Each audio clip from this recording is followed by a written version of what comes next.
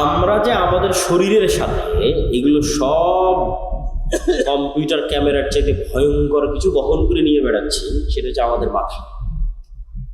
সবগুলোর সাথে ভয়ঙ্কর।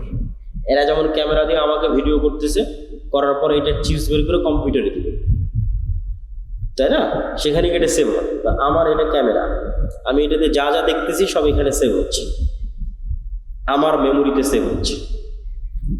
আমি যা যা দেখতেছি আমার মেমোরিতে সেভ হচ্ছে, আমি যা যা শুনতেছি সব আমার মেমোরিতে সেভ হচ্ছে, আমার মেমোরিতে। এখন ইলন মাস্ক বলতেছে যে সে মানুষের ব্রেনের সাথে ইন্টারনেট কানেক্ট করার প্রযুক্তি নিয়ে আসার চেষ্টা করতেছে, যাতে মানুষের ব্রেনের ডাটা অটোমেটিক ট্রান্সফার করা যায়। তাহলে কয়দিন পর তো আপনি আপনার ব্রেনের ডাটা ট্রান্সফার করে আপনি দেখতে পাবেন যে আপনি মোবাইলে কি দেখছিলেন, আপনার ব্রেনে সেভ হয়ে আছে কি দেখছেন, কেন ক্যামেরা দিয়ে গেছে এখানে সেভ হয়েছে। আপনি কান দিয়ে কি শুনছিলেন এখানে সেভ হয়ে আছে। কিন্তু মোবাইলের এদের ক্যামেরায় যে পরিমাণ জিবি ধারণ করা সম্ভব, তার সেটা হাজার লক্ষ কোটি গুণ জিবি এখানে ধারণ করা সম্ভব। 500 বছর যদি মানুষের ব্রেন কাজ করে, তাহলে 500 বছর যা যা দেখবে সব এই ব্রেনে সেভ থাকবে। এরকম পাওয়ারফুল মানুষের ব্রেন, এবং 500 বছরে যা যা শুনবে সব এখানে সেভ থাকবে। তো কাফা বিনাফসিকা আল-ইয়াওমা আলাইকা হাসিবা, আজকে তোমার বিচারের জন্য তুমি যথেষ্ট, সব তো তোমার ব্রেনেই সেভ হয়ে আছে। এটা শুধু ডাটা ট্রান্সফার করা লাগবে, যেহেতু কয়দিন পর মানুষই করে ফেলতেছে। আমি আল্লাহর কথাই যাচ্ছি না। আল্লাহ সুবহানাহু ওয়া তাআলা কিভাবে মানুষকে ধরবে সেটা আল্লাহ সুবহানাহু ওয়া তাআলা জানেন। আমি বলছি আজকে আপনি যদি আপনার বিচার করতে চান তা আপনি পাবেন, যে চলো আমি কি কি করেছি সব এই ব্রেনে সেভ আছে, কি দেখেছি কি বলেছি কি শুনেছি সব সেভ আছে, কিচ্ছু আপনার এই ব্রেন ডাটা ট্রান্সফার করলে আপনি সব দেখতে পাবেন। আর এই যে আলো ওয়েভ এর মধ্যে সব সেভ হয়ে আছে। সম্মানিত উপস্থিতি, কেউ যদি কোনো ঘরে ঢোকার সময় বলে আসসালামু আলাইকুম, তাহলে ওখান থেকে কে পালিয়ে যায়? শয়তান পালিয়ে। আর যদি আসসালামু আলাইকুম না বলে, তাহলে শয়তান আরো ডাক দেয়, আসো এখানে থাকো। তাহলে আপনার কাজের মাধ্যমে আপনি কাকে বন্ধু বানিয়ে রেখেছেন আপনি বলে যান। ফেরেশতারা পবিত্রতা পছন্দ করে। কোনো একটা মানুষ যদি অজু ভাঙলেই উজু করে এরকমও যদি কোনো মানুষ পৃথিবীতে থাকে, তাহলে ওই মানুষ দুনিয়াতে থাকা অবস্থায় ফেরেশতাদের মতো স্বভাব অবলম্বন করতেছে, আছে দুনিয়াতে কিন্তু আসলে ফেরেশতা। কেননা ফেরেশতারা যেমন সবসময় পবিত্র ও পবিত্র। আর একজন পেশাব থেকে যত্ন নেয় না, কোথায় দাঁড়িয়ে পেশাব করছে, কোথায় পেশাব নিয়ে পানি নিচ্ছেন, তাহলে ওর সাথে সবসময় কি আছে? তাহলে ও কিভাবে হেদায়েত প্রাপ্ত হবে? আর ওর আন্দোলন মিছিলে আর কিভাবে আপনার সাহায্য নেমে আসবে? আর ওর ভোটে কিভাবে আর ইসলাম বিজয় হবে? গায়েবের মদত ছাড়া, কেন এটা আল্লাহর দিন, গায়েবের মদত অদৃশ্যের সাহায্য ছাড়া ইসলামের বিজয় সম্ভব। দুনিয়ার লজিকে মুসা আলাইহিস সালাম কোনোদিন ফিরআউনের উপর বিজয় লাভ করবে না, সম্ভব না। গাজার মানুষের চেয়ে দুর্বল ছিল মুসা আলাইহিস সালাম, দুনিয়ার লজিকে বিজয় সম্ভব। কিন্তু মুসার বিজয় সম্ভব হয়েছে আল্লাহর শক্তিকে, আল্লাহর ক্ষমতা। পৃথিবীর সব নবী রাসূল যুগে যুগে যা হয়েছে সব আল্লাহর সাহায্য, আল্লাহর শক্তি, আল্লাহর ক্ষমতা, আল্লাহ তার ফেরেশতাদেরকে সাহায্য করেছে। ফলত পৃথিবীর প্রত্যেক মুমিনই মুসলিম, কিন্তু পৃথিবীর প্রত্যেক মুসলিম মুমিন নয়। কিন্তু কে যে মুমিন নয় এটা বাছাই করার দায়িত্ব আবার দুনিয়ার মানুষকে দেওয়া হয়নি। যে আপনি আজ থেকে দায়িত্ব নিয়ে দেখতে লাগলেন যে ঠিক আছে দেখি তো কে মুসলিম কিন্তু মুমিন নয়, এটার দায়িত্ব আল্লাহ নিজের কাছে রেখেছে। কেননা ইমানের বিষয় অন্তরের সাথে, আর অন্তরের খবর পৃথিবীতে কেউ জানে না। ফলত কে যে মুমিন আর কে যে মুমিন নয় এটা কেউ ছাড়া কে জানে না, আল্লাহ সুবহানাহু ওয়া তাআলা ছাড়া কেউ জানে না। তাহলে ইসলাম বাহ্যিক, যে একটা মানুষ এসে বলল ভাই আশহাদু আল্লা ইলাহা ইল্লাল্লাহ ওয়া আশহাদু আন্না মুহাম্মাদার রাসূলুল্লাহ, আমি সাক্ষ্য দিচ্ছি আল্লাহ ব্যতীত কোনো মাবুদ নেই, মুহাম্মদ সাল্লাল্লাহু আলাইহি ওয়াসাল্লাম আল্লাহর রাসূল। অন্তরে এটা আছে কিনা কেউ জানে না। একটা মানুষ বাহ্যিকভাবে মসজিদে এসে সালাত আদায় করতেছে, সে মুসলমান হিসেবে গণ্য, তার রক্ত হারাম। জাকাতের সময় জাকাত দিচ্ছে, রোজার দিনে রোজা থাকছে অথবা থাকাটা দেখাচ্ছে, তাহলে এরা সবাই বাহ্যিকভাবে মুসলমান হিসেবে গণ্য। কিন্তু এই মুসলমান ব্যক্তি মুমিন না হয়ে মুনাফিকও হতে পারে। স্বয়ং রাসূল সাল্লাল্লাহু আলাইহি ওয়াসাল্লামের যুগে মুনাফিক ছিল, আমাদের যুগেও মুনাফিক আছে।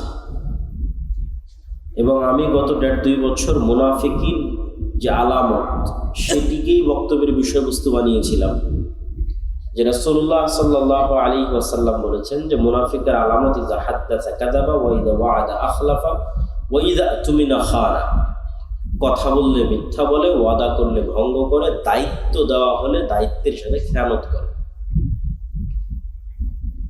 তো আমি বক্তব্য দিতে গিয়ে বলেছি যে 5 ওয়াক্ত সালাত আদায়কারী, নামাজি, হাজি, উমরাকারী মুসলমানের অভাব নাই, কিন্তু সত্যবাদী, নিজ দায়িত্বের উপর ন্যায়পরায়ণ, নিজ দায়িত্বের আমানতের খেয়ানত করে না, এরকম মুসলমান খুঁজে পাওয়া কঠিন। কেননা গত 16 বছর যারা ছিল তারাও তাহাজ্জুদের সালাত আদায় করত। তাহলে আপনি তাহাজ্জুদের সালাত আদায় করার পরেও আপনি সত্যবাদী নন, মিথ্যুক। কেননা যে রাজনীতি আমাদের দেশে আছে, গণতান্ত্রিক রাজনীতি, এটা মিথ্যা ছাড়া চলা সম্ভব না। তো এটা করতে হলে মিথ্যা বলতেই হবে।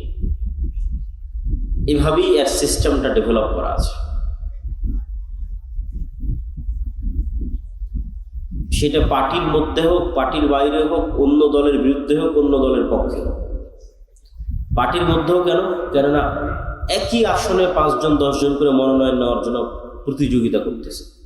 তাহলে পার্টির চেয়ারম্যানের কাছে তো সবাইকে মিথ্যা বলতে হবে, নাহলে তো আরেকজনকে মনোনয়ন দিয়ে দিতে পারে। বুঝতে পারেননি? আরেকজনের নামে তো মিথ্যা বলতে হবে যে না, ও এটা করে না, ও এটা করে না, ও এটা করে না। এইভাবেই এই রাজনীতিটা ডেভেলপ করা আছে। গণতান্ত্রিক রাজনীতিটা ডেভেলপই করা হয়েছে মুসলমানদের মধ্যে মিথ্যার কালচার অব্যাহত রাখার জন্য। কেননা ব্রিটিশরা 190 বছর মুসলমানদেরকে গোলাম রেখে মিথ্যা বলা শিখিয়েছিল। বাই বর্ন মুসলমানেরা মিথ্যা বলা জানত না। আর মক্কার মুশরিকরা, কাফেররা পর্যন্ত মিথ্যা বলা জানত না। মুসলমান তো বহু দূরের কথা। আবু সুফিয়ান মুহাম্মদ সাল্লাল্লাহু আলাইহি ওয়াসাল্লামের সবচেয়ে বড় শত্রু, সব যুদ্ধে আল্লাহর নবীর বিরুদ্ধে নেতৃত্ব দিয়েছে। আবু সুফিয়ান যখন বাদশাহ হিরাক্লিয়াসের দরবারে, তখন লাইভ নাই, রেকর্ডিং নাই, কেউ সাক্ষী দিবে তার বিরুদ্ধে সেটা নাই, কিচ্ছু নাই, ফোন নাই, মাইক নাই, কিচ্ছু নাই।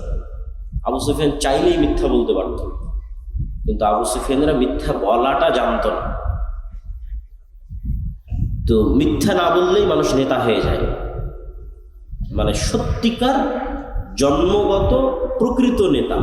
মিথ্যা না বললে অটোমেটিক নেতা হয়ে যাবে, এবং ন্যায় পরায়ণ হলে অটোমেটিক নেতা হয়ে যাবে। এটা হচ্ছে বাই ডিফল্ট নেতা, অটোমেটিক নেতা যদি ন্যায় পরায়ণ হয়। এই নেতৃত্বের গুণ ছিল মুহাম্মদ সাল্লাল্লাহু আলাইহি ওয়াসাল্লামের মধ্যে, এই নেতৃত্বের গুণ ছিল নবীদের মধ্যে, এই নেতৃত্বের গুণ মুসলমানদের। কিন্তু যখন ইউরোপীয় উপনিবেশের মাধ্যমে শুধু ভারত, পাকিস্তান, বাংলাদেশ না, ওই আফ্রিকাও পর্যন্ত যখন এদের পদানত হয়েছে, তো এদেরকে গোলাম বানিয়ে মিথ্যা বলা, দুর্নীতি করা এবং চুরি করানো শিখানো হয়েছে। কেননা আপনি যখন গোলামি করবেন তখন এটা ছাড়া রাস্তা থাকে না। সারাদিন না খেয়ে আছে 5 জন মানুষ, এখানে সারাদিন না খেয়ে আছে। আমি একটা রুটি নিক্ষেপ করে দিলাম, তো 5 জন ক্ষুধার্ত মানুষ এই রুটিটা নিয়ে কাড়াকাড়ি করবে না? এই রুটিটা পাওয়ার জন্য একজন আরেকজনকে হত্যা করবে না? এটাই হলো গোলামির মাধ্যমে ট্রেনিংটা হয়। যখন আপনি গোলাম হয়ে গেছেন, তখন একটা টাকার জন্য মিথ্যা বলবেন, একটা টাকার জন্য আরেকজনকে হত্যা করবেন, একটা টাকার জন্য আরেকজনকে ধোঁকা দিবেন। এই কালচারটা গোলামির মধ্যে তৈরি হয়। বানু ইসরাইলদের ইতিহাস পবিত্র কোরআনে এত বেশি কেন দেওয়া আছে? বানু ইসরাইলের ইতিহাস পবিত্র কোরআনে এই জন্য এত বেশি দেওয়া আছে যে বানু ইসরাইলরা এত বিশাল বিশাল নেয়ামত পাওয়ার পরেও কিভাবে মুনাফিকি করছিল, কিভাবে ধোঁকা দিচ্ছিল, কিভাবে 2 নাম্বারি করছিল, সেগুলো তুলে ধরা আছে। তো এগুলো ওদের রক্তের মধ্যে মিশে গেছিল ফেরাউনের কয়েকশো বছর গোলামি করার কারণে। আর এই কারণে মুসা আলাইহিস সালাতু ওয়াস সালামকে আল্লাহ ফেরাউনের বাড়িতে মানুষ করেছে। কেননা মুসা যদি আর 10টা বানু ইসরাইলের সাথে মানুষ হতো, তাহলে আর 10টা বানু ইসরাইলকে খাওয়ার জন্য মিথ্যা বলতে হয়, চাকরির জন্য মিথ্যা বলতে হয়, একটা রুটির জন্য দুর্নীতি করতে হয়। তাহলে মুসা আলাইহিস সালাম ওদের সাথে থাকতে থাকতে ওই গোলামির নেচারগুলো না রক্তের মধ্যে ঢুকে যেত। বিকজ তার জাতি হচ্ছে গোলাম, বানু ইসরাইলরা গোলাম। তো মুসা আলাইহিস সালামের মধ্যে যেন গোলামির স্বভাব না ঢুকে, এই জন্য বাদশার বাড়িতে মানুষ করা হয়েছে, যেন জন্মগত সত্য বলা, জন্মগত ন্যায়পরায়ণ হওয়া যেন ভেতরে থেকে যায়, নষ্ট যেন না হয়। তো আফগানিস্তানে কেউ বাহির থেকে এসে টিকতে পারেনি কেন? বেশিরভাগ আফগানিদের জন্মগত সত্য বলা এবং জন্মগত ন্যায়পরায়ণ হওয়ার স্বভাবটাকে ধ্বংস করতে পারেনি। এই জন্য কেউ আফগানিস্তানে এসে সেভাবে বেশি দিন টিকতে পারেনি। আর যেই জাতিরই আপনি জন্মগত সত্য বলা এবং জন্মগত ন্যায়পরায়ণ হওয়ার স্বভাব ধ্বংস করে দিয়েছেন, আগের 16 বছরের যারা ছিল তারা যেমন বিক্রি হয়ে গেছে, এখন যারা আছে তারাও পাল্লা দিচ্ছে কে কার কাছে বিক্রি হয়ে যাবে, কে আমেরিকার কাছে বিক্রি হবে আর কে ভারতের কাছে বিক্রি হবে। কেন? স্বভাব রক্তের মধ্যে গোলামি, অতএব টাকার কাছে বিক্রি হতে হবে। এখানে আপনি কল্যাণকর যতক্ষণ এই দুইটা মৌলিক নেতৃত্বের মূলনীতি ঠিক না হবে। আল্লামা ইকবাল বলেছেন, সবক ফিরসে পড় সদাকত কা, শুজাআত কা, আদালত কা, লিয়া জায়েগা তুঝসে কাম, দুনিয়া কি ইমামত কা। মুসলমানদের মধ্যে নামাজ আদায়কারী মুসলমানের কমতি নাই, মুসলমানদের মধ্যে হাজি মুসলমানের কমতি নাই, দানশীল মুসলমানের কমতি নাই, কিন্তু মিথ্যা বলবে না, সত্য কথা বলবে এবং ন্যায় পরায়ণতার উপর অটল থাকবে, দুর্নীতি করবে না, নিজ দায়িত্বের আমানতের খেয়ানত করবে না। এইরকম মুসলমানেরই অভাব পড়ে গেছে। এইরকম মুসলমান যদি তৈরি হয়ে যায় তো সারা পৃথিবী আবার মুসলমানেরা নেতৃত্ব দেবে। এই বক্তব্য আমি দীর্ঘগত 1.5-2 বছর দিয়ে এসেছি মুনাফিকের আলামতের উপর, যে বহু মানুষ মুসলমান কিন্তু মুনাফিক। সে হজ করতেছে, মনে করছে আমি হজ করছি, ওমরা করতেছি, দান করতেছি, কিন্তু মুনাফিক। কেননা ঈমান থাকলে কখনো মানুষ মিথ্যা বলতে পারে না। অন্তরে যদি ঈমান থাকে, অন্তরে ঈমান থাকলে মানুষ কখনো অন্যায় করতে পারে না, দুর্নীতি করতে পারে না, যদি অন্তরে ঈমান ঢুকে যায়। এই জন্য এবারের আলোচনার বিষয়বস্তু হচ্ছে ঈমান, আল ঈমান বিল গায়ব।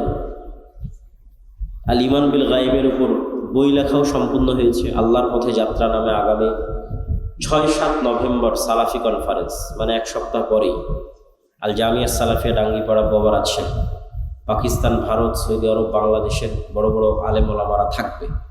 2 দিন ব্যাপী সম্মেলন। আপনারা যাবেন তো ইনশাআল্লাহ? দাওয়াত থাকলো আপনাদের, আল্লাহ কবুল করুন। তো সেখানে প্রকাশ পাবে আর কি বইটা। তো সেখান থেকেই ধীরে ধীরে টুকটাক আলোচনা নিয়ে আসার চেষ্টা করতেছি। এখন আলোচনা সেভাবে সাজানো গোছানো হয়ে ওঠেনি, যে একদম একদিক থেকে সাজানো গোছানো বলতেই থাকবে এরকম হয়। তবে সারমর্ম কথা যতটুকু পারি ততটুকু বলি। ঈমান বিল গায়ব, ঈমান নাই মুসলমানদের ঈমান বিল গায়ব নাই। এটা আরো ভালো বুঝলাম কখন? সরকার পড়ে যাওয়ার পর যখন ইসলামী ঘরানার অসংখ্য দল, মতাদর্শ সবার সাথে উঠা বসা করার আল্লাহ সুযোগ দিল, এবং আলহামদুলিল্লাহ এখনো সে সুযোগটা আছে। সবার সাথে একটা ভালো সম্পর্ক, সুসম্পর্কের ভিত্তিতে যাতায়াত আছে, যাওয়া আসা হয়। তো এই যাতায়াতের ভিত্তিতে আমি আর একটা নতুন জিনিস শিখলাম, যেটা হয়তো আমারও ছিল না, আমার ধারণা।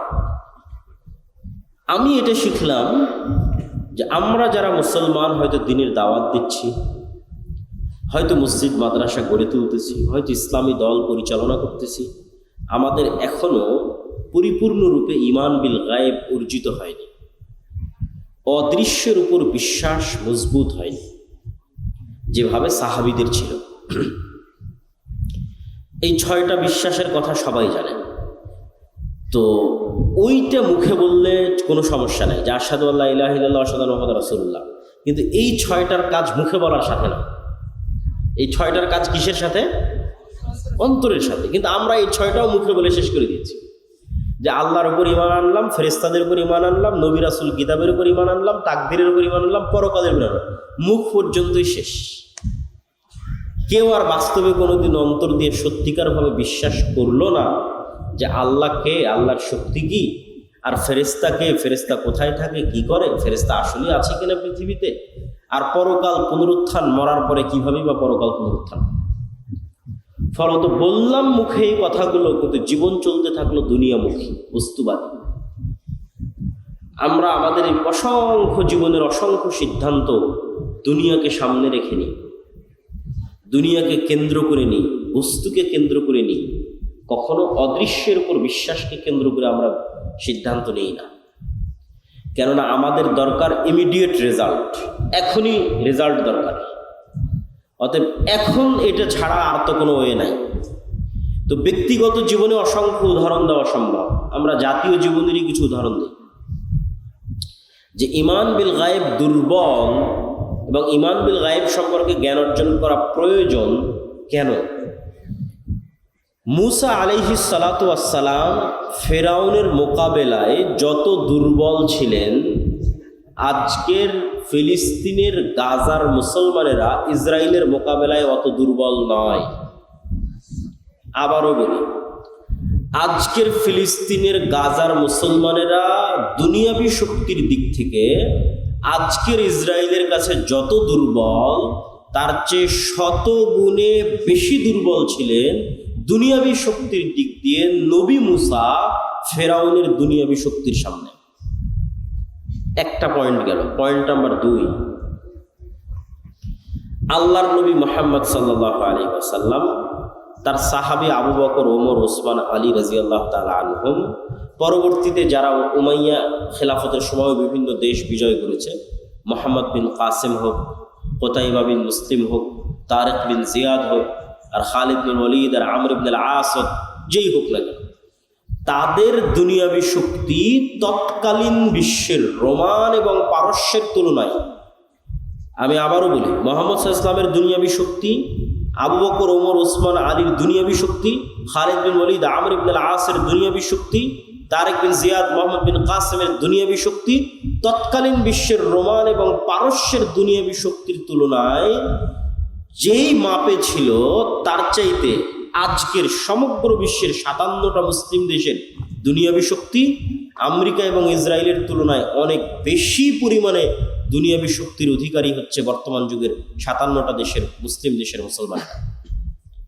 ওই যুগের তুলনায়, সাহাবীদের যুগে রোমান এবং পারস্যদের দুনিয়াবী শক্তির তুলনায় তাদের যে দুর্বলতা ছিল, সেটার তুলনায় এই যুগের মুসলমানেরা বেশি শক্তিশালী। তাহলে এই যুগের মুসলমানরা মাজলুম কেন? বিজয় নাই কেন? বিজয় তাদের কাছে ধরা দিচ্ছে না কেন?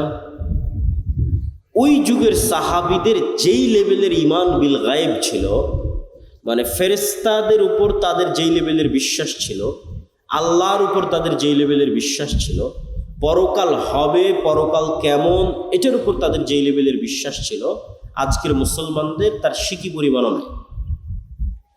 ফলত দুনিয়াবী শক্তি যত বেশিই থাক, কোনো কাজের কাজ হবে না, হচ্ছেও না। তো মুসা আলাইহিস সালাতু ওয়াস সালামের হাতের লাঠি আল্লাহ সুবহানাহু তাআলা পরিবর্তন করে দিলেন সাপে, এবং সাপে পরিবর্তন করে দেওয়ার মাধ্যমে মুসা আলাইহিস সালাতু ওয়াস সালামকে আল্লাহ সুবহানাহু তাআলা শিখালেন যে পৃথিবীতে তোমরা চোখে যা দেখো, এর আড়ালেও অনেক কিছু আছে যেগুলোর উপর আল্লাহ ক্ষমতাবান এবং তিনি করতে পারেন। আর এটা এমনি হাতের লাঠি নয়, এটা মুসা আলাইহিস সালাম দীর্ঘদিন থেকে ব্যবহার করতেন সেই হাতের লাঠি। এই লাঠি দিয়ে পাতা পাড়তেন, এই লাঠি দিয়ে পুকুর পার হতেন, নদী পার হতেন, সেই লাঠিকে আল্লাহ সাপ বানিয়ে দিয়েছেন। এবং জাদুর সাপ নয়, চোখের ভেলকির সাপ নয়, একদম তরতাজা জ্যান্ত সাপ। ঠিক যেভাবে পুকুরের নদীতে আস্ত আল্লাহর সৃষ্টি যে সাপ আছে, সেই সাপ। জাদুকরেরা সিজদায় পড়ে গেছিল এই কারণে, জাদুকরদের দড়িও সাপ হয়ে গেছিল, কিন্তু ওই সাপগুলো ছিল জাদুর সাপ, চোখের ভেলকির সাপ। আর মুসা আলাইহিস সালামের সাপ ছিল আস্ত সাপ, ওগুলো সবকে খেয়ে নিয়েছে। তো মুসা আলাইহিস সালামকে আল্লাহ শিখিয়েছেন ঈমান বিল গায়েবের উপর মজবুত আস্থা এবং বিশ্বাস, আল্লাহর ক্ষমতার উপর আস্থা এবং বিশ্বাস। মুসা আলাইহিস সালাম যদি আল্লাহর ঈমান বিল গায়েবের উপর মজবুত আস্থা এবং বিশ্বাস না রাখতেন, তাহলে মুসা আলাইহিস সালামকে দুনিয়াবী দিক থেকে ফেরাউনের বিরুদ্ধে বিজয়ী হতে হতো, দুনিয়ার দিক থেকে। আর দুনিয়ার দিক থেকে বিজয়ী হওয়ার জন্য মুসা আলাইহিস সালামের কাছে কোনো রাস্তা থাকতো না কম্প্রোমাইজ ছাড়া। কেননা মুসা আলাইহিস সালামের তো কোনো দুনিয়াবী শক্তি নাই, অতএব তাকে কম্প্রোমাইজ করতে হবে। তো আজকের মুসলমানেরাও মনে করে নিয়েছে যে আমাকে এখনই সফল হতে হবে। অতএব এখনই সফল হওয়ার জন্য, কেন ঈমান বিল গায়েব নাই, ফেরেশতার অস্তিত্বে, পরকালের অস্তিত্বে, আল্লাহর অস্তিত্বে এবং শক্তি ক্ষমতায় বিশ্বাস নেই। অতএব এখনই যদি আমি সফল হতে যাই, তাহলে দুনিয়াবি যে রাস্তাগুলো আছে এই রাস্তাগুলোই আমাকে অবলম্বন করতে হবে।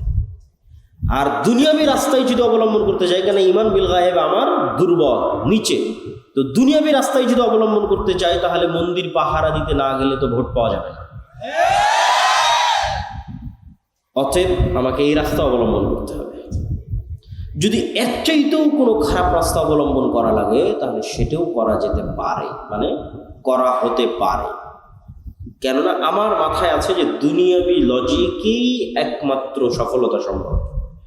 গায়েবের সহযোগিতা বলে কিছু আছে, ঈমান বিল গায়েব, ফেরেশতার অস্তিত্ব বলে কিছু আছে, পরকালমুখী সিদ্ধান্ত বলে কিছু আছে, এটা আমাদের ব্রেন থেকে আউট হয়ে গেছে। এটা শুধু আমি জাতীয় জীবনে বলতেছি না, বাস্তব জীবনে, আপনাদের ব্যক্তিগত জীবনে, আপনাদের পারিবারিক জীবনে সেম অবস্থা। তো আজকে আমরা ঈমান বিল গায়েবের একটা অংশের উপর আলোচনা করব, আল ঈমান বিল মালাইকা, ফেরেশতাদের উপর বিশ্বাস। ফেরেশতারা কিসের তৈরি বলেন তো? নূরের তৈরি। নূর হচ্ছে এক প্রকারের আলো, কিন্তু এই আলো নয়, সূর্যের আলো নয়, বিদ্যুতের লাইটের আলো নয়, কিন্তু এক প্রকারের আলো, যে আলো পৃথিবীতে আছে কিন্তু চোখে দেখা যায় না। তো আপনি বলবেন পৃথিবীতে আলো আছে চোখে দেখা যায় না, এটা আবার কোন আলো? তা আপনি যখন রিমোট দিয়ে এসি অন করতেছেন, তো রিমোট থেকে আলো বের হয়ে এসিতে গিয়ে লাগতেছে, ওই আলো কোথায় আপনি চোখে দেখলেন? তখন এসি বন্ধ হয়ে যাচ্ছে। আবার যখন চাপ দিচ্ছেন, আবার এসি অন হয়ে যাচ্ছে, এটা আলোর কানেকশনে অন অফ হয়ে যাচ্ছে। এবার ইনফ্রারেড লাইট, এটা মেশিন দিয়ে ধরা যাচ্ছে কিন্তু চোখে দেখা যায় না। ওই যে লাইভ চলতেছে, ক্যামেরা, কম্পিউটার, মোবাইল, এগুলো সব আলো। আমার কথা আলোর ওয়েভের মধ্যে ভেসে, আপনি যখন ফোনে কথা বলতেছেন, রাত দিন ফোন ব্যবহার করতেছেন, ফোনে কথা বলছেন, ঢাকা কথা বলছেন, আমেরিকা, লন্ডন, ইউরোপ, সাথে সাথে আপনার কথা ইউরোপে চলে যাচ্ছে। ওইটা আলোর ওয়েভের মধ্যে দিয়ে ভেসে ইউরোপ চলে যাচ্ছে। কিন্তু দুঃখজনক হলেও সত্য যে আপনি রাত দিন ইউরোপ আমেরিকায় কথা বলতেছেন, আপনার কথা ইউরোপ আমেরিকার সাথে সাথে চলেও যাচ্ছে। রাত দিন লাইভ দেখতেছেন, হ্যাঁ গাজা এটা হচ্ছে, সাথে সাথে লাইভ দেবে। আজকে মিরপুরে এটা চলে যাচ্ছে, সাথে সাথে লাইভ আপনি দেখতে পাচ্ছেন মেশিনের মাধ্যমে। কিন্তু ঠিকই আবার আপনার এটার ঈমান নাই যে আপনার কথা এখন সাথে সাথে আমেরিকা, লন্ডনে শোনা গেলেও, আমেরিকা, লন্ডনের মানুষ বসে শুনতে পারলেও, আর আমেরিকা, লন্ডনের কথা আমি এখন সাথে সাথে বসে শুনতে পারলেও, আমার এখনকার কথা আল্লাহ শুনছে না, সেটার বিশ্বাস নাই। অথচ যেটা ব্যবহার করে কথা বলতেছে, ওই ওয়েভ আল্লাহর তৈরি, যেটার মধ্যে দিয়ে কথা পাস হয়ে যাচ্ছে মোবাইলের মধ্যে, মোবাইল থেকে নেটওয়ার্কের মধ্যে, টাওয়ারের মধ্যে, সেখান থেকে আবার আমেরিকা চলে যাচ্ছে, এই যেটার মধ্যে দিয়ে পাস হচ্ছে এটা আল্লাহর তৈরি। তো এটার মধ্যে দিয়ে পাস হয়ে আমি মানুষের কথা শুনে নিচ্ছি, কিন্তু আল্লাহ আমার কথা শুনতেছে না। শুধু যেটা রেকর্ড হয়ে যাচ্ছে সেটা নিয়ে হয়তো আপনি চিন্তা করতেছেন। তা আমি লাইভ দেখতে পাচ্ছি, কিন্তু আল্লাহ সুবহানাহু ওয়া তাআলা আমাকে দেখতে পাচ্ছেন না, বা আমি হয়তো কোনো কিছু গোপনে করে ফেলে দিচ্ছি, এটা অসম্ভব। এই পৃথিবীকে এমনভাবে সেট করা আছে, এই পৃথিবীর কোনো কিছুই, অন্তত আজকের বিজ্ঞানের আলো, এগুলোই আল্লাহ ব্যবহার করবেন, এগুলোই আল্লাহ করছেন, এটা কখনোই নয়। কেন? আল্লাহ সুবহানাহু ওয়া তাআলা এগুলোর মুখাপেক্ষী নয়। কিন্তু এইটা দিয়েই যদি এত দূর হওয়া সম্ভব, তাহলে আল্লাহর ক্ষমতা এবং শক্তি দিয়ে কত দূর হওয়া সম্ভব, সেটা বোঝানোর জন্য বলতেছি যে আমরা আজকে যে পৃথিবীতে বসবাস করতেছি, বিজ্ঞান বলে এই পৃথিবীতে আমাদের কোনো কথাও গোপন নয়, আমাদের কোনো কাজও গোপন নয়।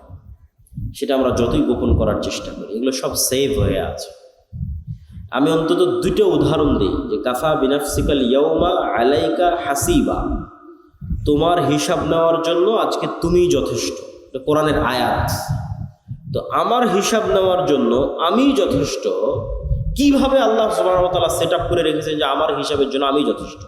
দুটো উদাহরণ দেখেন।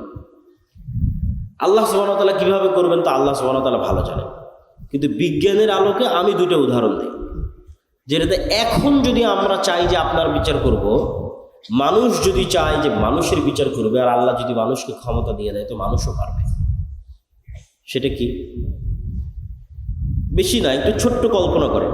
যে আমার এই কথা আলোর মধ্যে দিয়ে আমেরিকা চলে যাচ্ছে, ওয়েভের মধ্যে দিয়ে, ওইটা দিয়ে আমরা লাইভ দেখতেছি, ওইটার উপরে ইন্টারনেট টিকে আছে। তো এই যে আলোর যে একটা গতি, আলো অন করেন, অফ করার পর অন করেন, ওখান থেকে আসতে একটু হলেও সময় লাগে।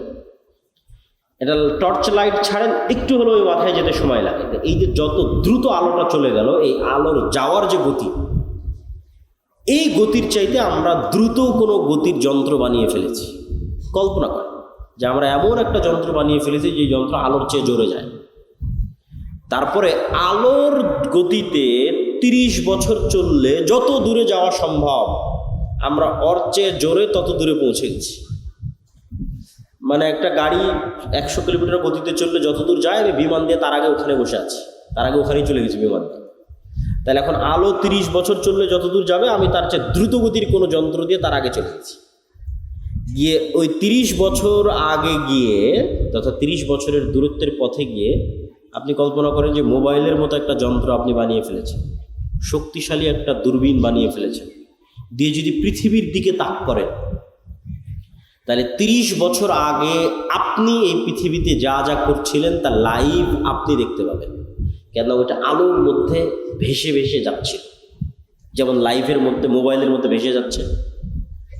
এখন খুব দ্রুত আলো যাচ্ছে, এই জন্য আমি বুঝতে পারতেছি না, সাথে সাথে চলে যাচ্ছে। তো এখানে এই আলোকের চাইতে আমরা দ্রুত 30 বছর আগে চলে যাব, 30 বছরের দূরত্বের পথ চলে যাব। তাহলে 30 বছর আগে আমি আবদুল্লাহ রাজশাহীর নওদাপাড়ায় অথবা রাজশাহীর ডাঙ্গিপাড়ায় হাঁটছিলাম, খেলছিলাম, ঘুরছিলাম, আমার ওই হাঁটা খেলার দৃশ্য আমি দেখতে পাবো, আমার চোখে দেখতে পাবো, যে ওই যে আমি হাঁটতেছি, খেলতেছি, ঘুরতেছি।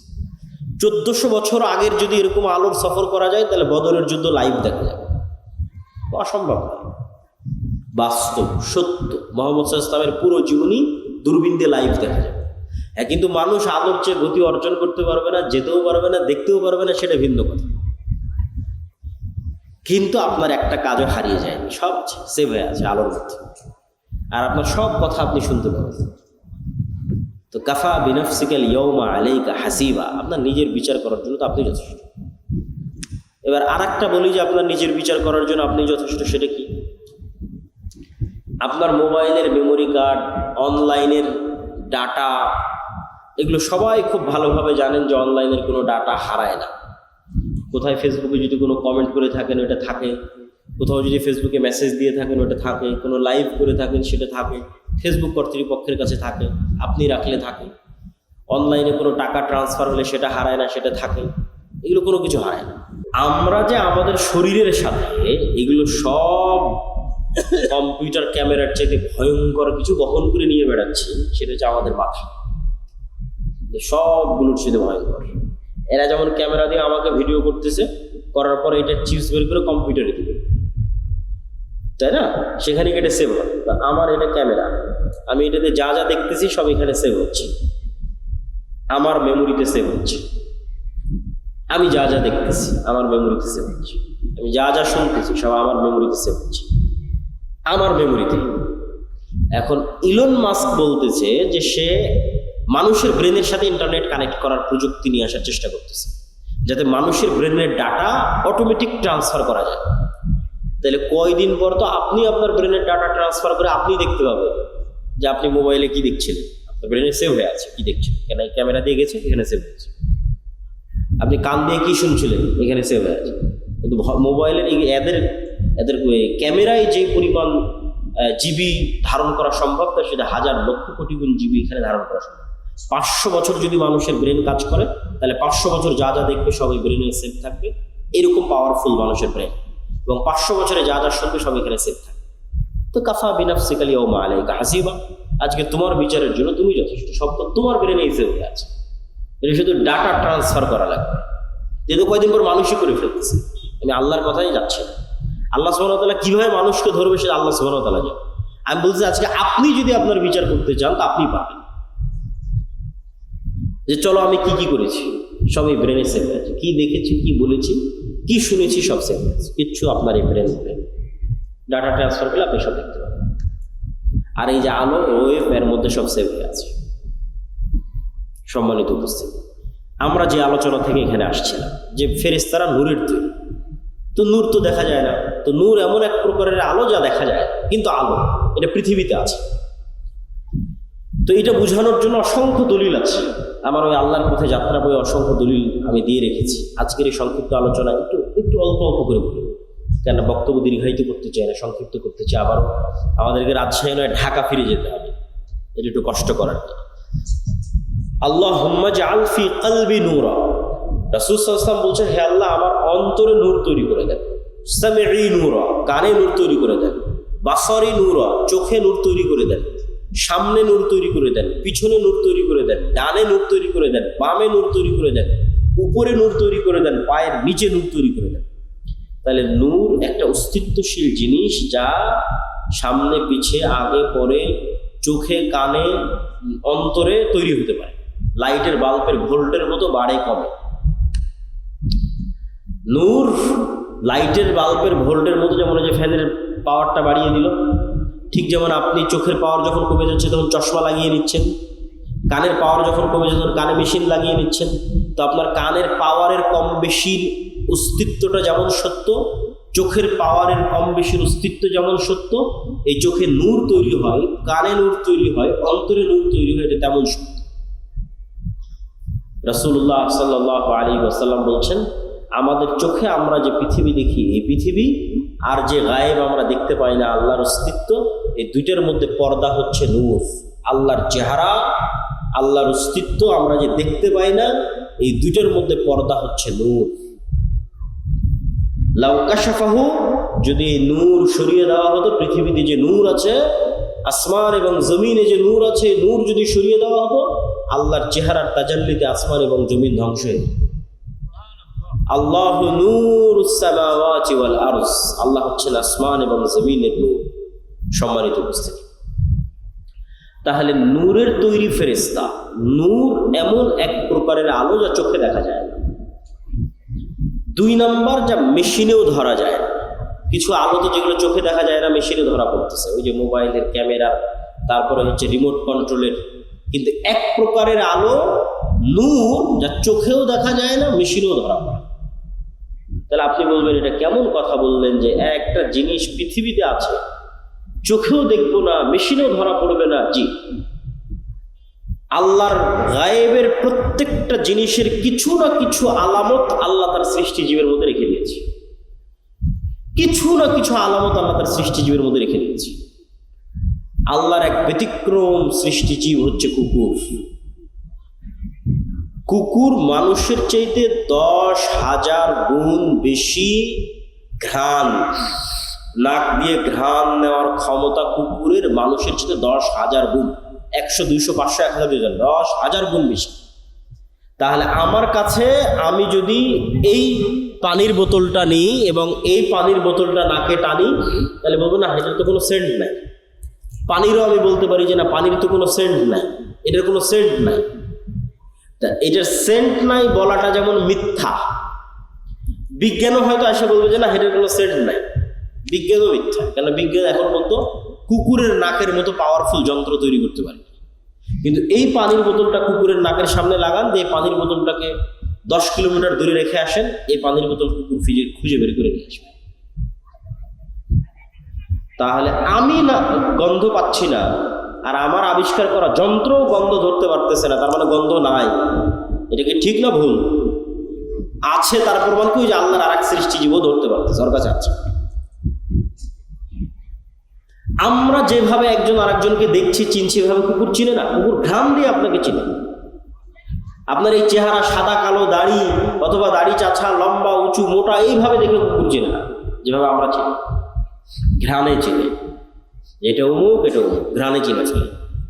ওইভাবে দেখতেই পায় না কুকুর। আমরা যেভাবে দেখি এভাবে দেখতেই পায় না, তো ওভাবে দেখে চিনবে কি? ওকে আল্লাহ দিয়েছে ঘ্রাণ শক্তি।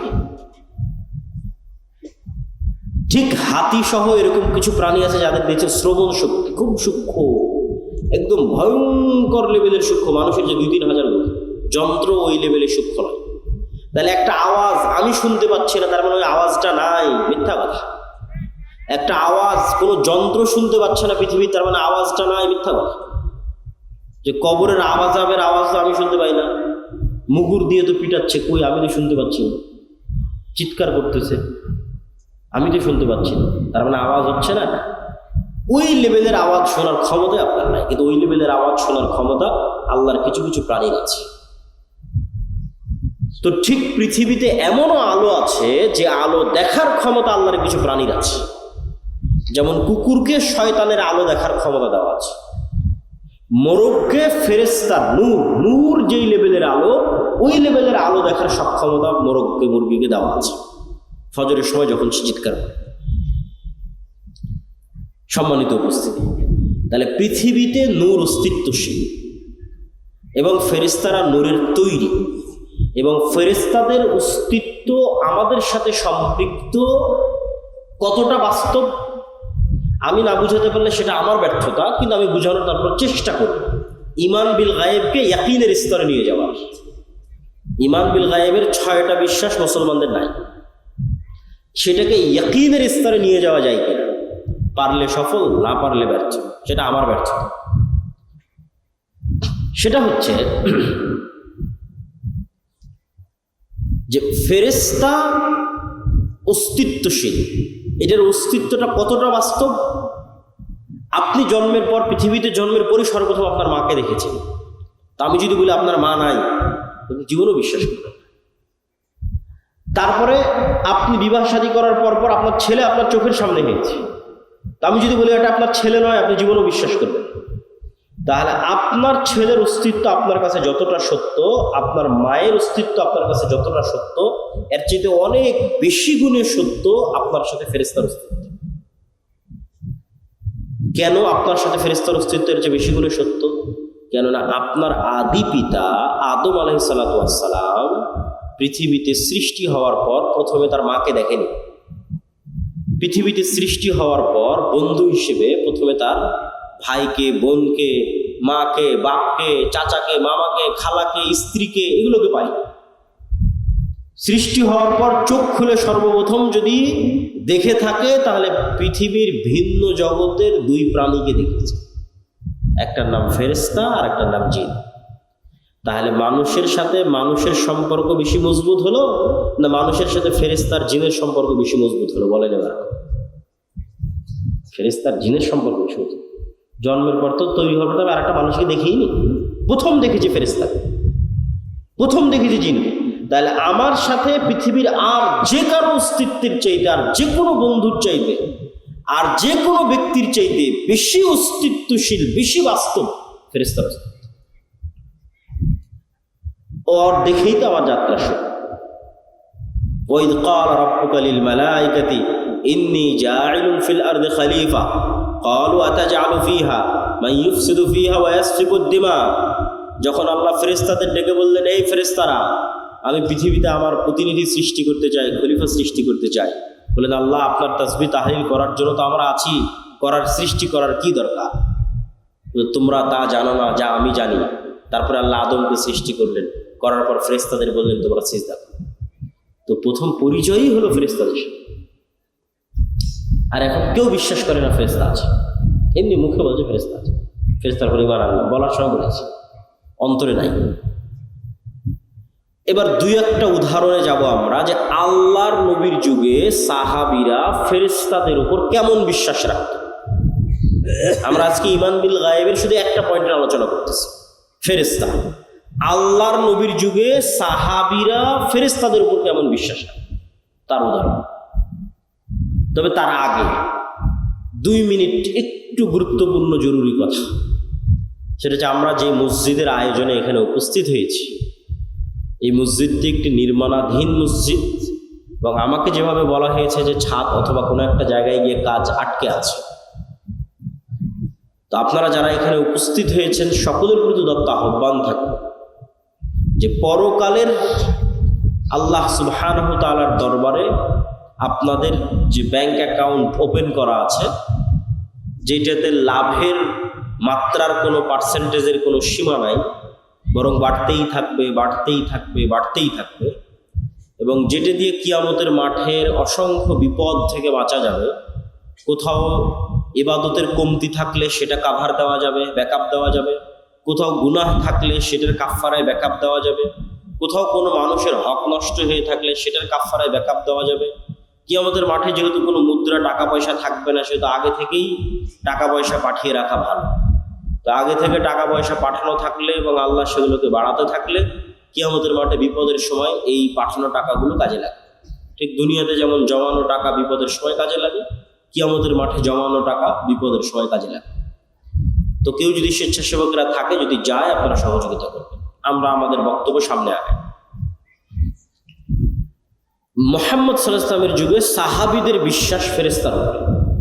খুব মজার কয়েকটা ঘটনা আপনাদের সামনে বলবো, যেই ঘটনাগুলো একটা আর একটার সাথে কানেক্ট করলে আপনি দেখবেন যে ফেরেশতা চরিত্র সাহাবীদের সামনে কেমন ছিল আর আমাদের সামনে কেমন। মজার কয়েকটা।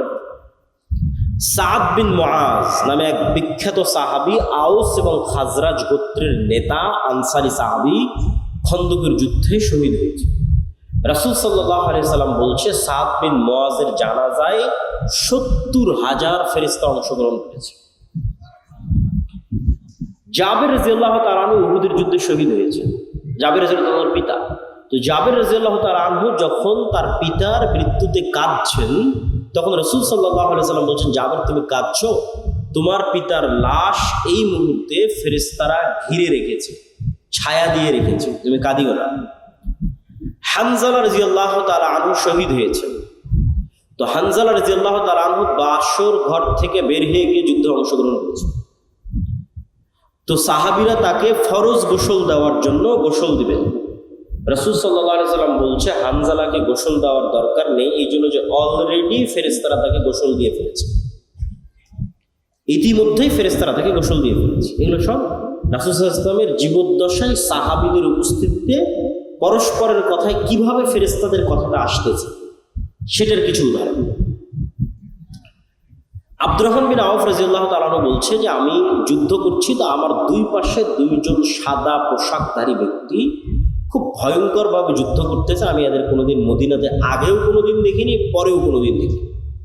তো রাসূল সাল্লাল্লাহু আলাইহি ওয়াসাল্লামকে এই ঘটনা জানালে রাসূল সাল্লাল্লাহু আলাইহি ওয়াসাল্লাম বললেন, এরা ছিল জিবরাইল এবং মিকাইল, যুদ্ধ করার জন্য এসেছে। এক সাহাবী এক মুশরিককে আঘাত করার জন্য যুদ্ধের মাঠে তাকে তাড়া করতেছেন। আমি সংক্ষেপে বলে যাচ্ছি, শুধু বাংলা সংক্ষেপে বলতেছি। তাড়া করতেছেন, তো অদৃশ্য থেকে আওয়াজ আসলো, আকদিম ইয়া হাইজুম। আওয়াজ আসার পর এবার সাহাবী যখন তাকে হামলা করতে যাবে, তো দেখে ওই ব্যক্তি আগেই উল্টে পড়ে আছে এবং তার ক্ষত স্থান থেকে রক্ত বের হচ্ছে, আহত স্থান থেকে। সাহাবী এই ঘটনা রাসূল সাল্লাল্লাহু আলাইহি ওয়াসাল্লামকে বললে, আল্লাহর নবী বললেন, এটা তৃতীয় আসমান থেকে আসা ফেরেশতার আক্রমণ ছিল। এই ফেরেশতা তৃতীয় আসমান থেকে এসেছিল, তৃতীয় আসমান থেকে আসা ফেরেশতার আক্রমণ। খন্দকের যুদ্ধ থেকে রাসূল সাল্লাল্লাহু আলাইহি ওয়াসাল্লাম যখন খন্দকের যুদ্ধে বিশাল ঝড় হয়ে মক্কার কাফের মুশরিকরা সব পালিয়ে গেছে, 10,000 সেনাবাহিনী 1 মাস যাবৎ মদিনা ঘেরাও করে রেখেছে। তা আল্লাহর নবী মনে করে যে যুদ্ধ শেষ, তারা তো চলে গেছে। উনি বাড়িতে এসে অস্ত্র রেখে 1 মাসে প্রচুর টেনশন গেছে, তার উপরে প্রচুর পরিশ্রম গেছে, খাদ্যের সংকট, যোগাযোগ বিচ্ছিন্ন, কষ্ট, পেটে পাথর বেঁধে রাখার যে ঘটনাগুলো, সেগুলো এখনকার। তো রাসূল সাল্লাল্লাহু আলাইহি ওয়াসাল্লাম অস্ত্র রেখে গোসল করতে গেছে। অস্ত্র বলতে তরবারি, তীর ধনুক। তো আয়েশা রাদিয়াল্লাহু তাআলা আনহা বলছেন, জিবরাইল এসে রাসূল সাল্লাল্লাহু আলাইহি ওয়াসাল্লামকে বলছে যে আপনি অস্ত্র রেখে দিয়েছেন, আমরা তো রাখিনি, তো তোমরা কেন রাখনি? তো বানু কুরাইজা, বানু কায়নুকা, বানু নযীর, এই 3টে ইহুদি গোত্র যুদ্ধ চলা অবস্থায় আল্লাহর নবীর সাথে গাদ্দারি করেছে, অথচ এরা লিখিত চুক্তি করেছিল যে এরা গাদ্দারি করবে না, পক্ষে থাকবে। তো জিবরাইল বলছে, এই সমস্ত গাদ্দারদের বিচার না করা পর্যন্ত যুদ্ধ শেষ হয়নি, আপনি এখনই বের হন, যুদ্ধ এখনো শেষ হয়নি। মক্কার কাফের মুশরিকরা চলে গেছে, কিন্তু এই গাদ্দারদেরও বিচার করতে হবে। ঠিক আছে, মুহাম্মদ সাল্লাল্লাহু আলাইহি ওয়াসাল্লাম বের হলেন সাহাবীদের সঙ্গে। এবার আনাস রাদিয়াল্লাহু তাআলা আনহু থেকে বর্ণিত, তিনি বলেন যে আমরা যখন বানু কুরাইজা, বানু কায়নুকা, বানু নযীর গোত্রের দিকে আমাদের অভিযান পরিচালনা করার জন্য রওনা দিচ্ছি, তখন আমাদের আগে আগে আমরা উড়ন্ত ধুলা দেখতে পাচ্ছি, যে উড়ন্ত ধুলা জিবরাইলের অশ্বারোহী বাহিনীর উড়ন্ত ধুলা। আল্লাহু আকবার। সহিহ হাদিস, যে আনাস রাদিয়াল্লাহু তাআলা আনহু বলছেন, আমরা আমাদের আগে উড়ন্ত ধুলা দেখছি, যে উড়ন্ত ধুলা জিবরাইলের অশ্বারোহী বাহিনীর উড়ন্ত ধুলা। একদিন রাসূলুল্লাহ সাল্লাল্লাহু আলাইহি ওয়াসাল্লাম বসে আছেন, একজন অপরিচিত ব্যক্তি হঠাৎ করে, আমি কিন্তু স্বেচ্ছাসেবক ভাইদের আহ্বান জানাবো যে আপনাদের যদি দানের কোনো পরিকল্পনা থাকে সেটা কিন্তু এখনই করে ফেলতে হবে। আমার বলার কথা কিন্তু হয়ে গেছে। তো একদিন রাসূলুল্লাহ সাল্লাল্লাহু আলাইহি ওয়াসাল্লাম বসে আছেন, একজন অপরিচিত ব্যক্তি মসজিদের মধ্যে প্রবেশ করেছে। ওমর রাদিয়াল্লাহু তাআলা আনহু বলছেন যে আমরা তাকে মদিনায় আগেও কোনোদিন দেখিনি, পরেও কোনোদিন দেখিনি, আর তার শরীরে সফরের কোনো আলামত নাই। আর এটা বিমানের সফর নয়, মরুভূমির সফর। আমি বিমানে ঢাকা থেকে এসে এখন আপনার এখানে পৌঁছেছি, তারপরেও একটু ঘামের আলামত আছে, একটু খাবার খেয়েছি বা কোথাও চলেছি তার একটু ময়লা লাগার আলামত আছে, সফরে যে আছি তার আলামত আছে বিমানে সফর করার পর। আর ওই যুগের সফর মরুভূমির সফর, ঘোড়ায় হবে, উঠে হবে। তো এসে আল্লাহ নবীকে জিজ্ঞেস করছে ঈমান কাকে বলে, ইসলাম কাকে বলে, ইহসান কাকে বলে, কিয়ামত কখন হবে। সব উত্তর দেওয়ার পর আল্লাহর নবী বলছে জানো এটা কে ছিল? তো বলে না। তো বলে এটা জিবরাইল ছিল, তোমাদেরকে দিন শিখানোর জন্য এসেছে। রাসূল সাল্লাল্লাহু আলাইহি ওয়াসাল্লাম বলতেছে আজকে আমার বাড়িতে জিবরাইল আসেনি। কেন আসেনি? তাহলে একটা ছবি থাকার কারণে। রাসূল সাল্লাল্লাহু আলাইহি ওয়াসাল্লাম বলতেছে যে আমাকে জিবরাইল বারবার বিসওয়াক করতে বলে, কেন আমার মুখের গন্ধে জিবরাইলের কষ্ট হয়। রাসূল সাল্লাল্লাহু আলাইহি ওয়াসাল্লাম বলতেছে তোমরা মসজিদে পেঁয়াজ এবং রসুন খেয়ে যেও না, কেননা পেঁয়াজ এবং রসুনের গন্ধে ফেরেশতাদের কষ্ট হয়। আপনি এগুলো সবগুলোকে যদি একদিনের চিত্র কল্পনা করেন, যে একদিনের চিত্র মনে করেন একদিনে এগুলো ঘটতেছে, তাহলে এবার বলেন যে খালিদ ইবনুল ওয়ালিদ, আমর ইবনুল আস এরা যখন যুদ্ধ করতে গেছে রোমান এবং পারস্যদের বিরুদ্ধে, যখন রোমান পারস্যের ক্ষমতা এদের চেয়ে বেশি, তো এরা দুনিয়াবী শক্তি দিয়ে বিজয় অর্জন করবে এই আশায় যুদ্ধ করতে গেছে, না আল্লাহ সাহায্য করবে এই আশায় যুদ্ধ করতে গেছে? আল্লাহ সাহায্য করবে। ধরুন চোখের সামনে দেখেছে ফেরেশতা যুদ্ধ করতেছে, স্বচক্ষে দেখেছে। আল্লাহ কোরআনে বলেছে 5000 ফেরেশতা অবতীর্ণ করেছি, 3000 অবতীর্ণ করেছি, 1000 অবতীর্ণ করেছি। বদর, উহুদ, খন্দক, হুনাইনের যুদ্ধে আল্লাহ ফেরেশতা অবতীর্ণ করেছে। কোরআনের আয়াত সাহাবীদের চাক্ষুষ চোখে দেখা যে ফেরেশতারা যুদ্ধ করতেছে।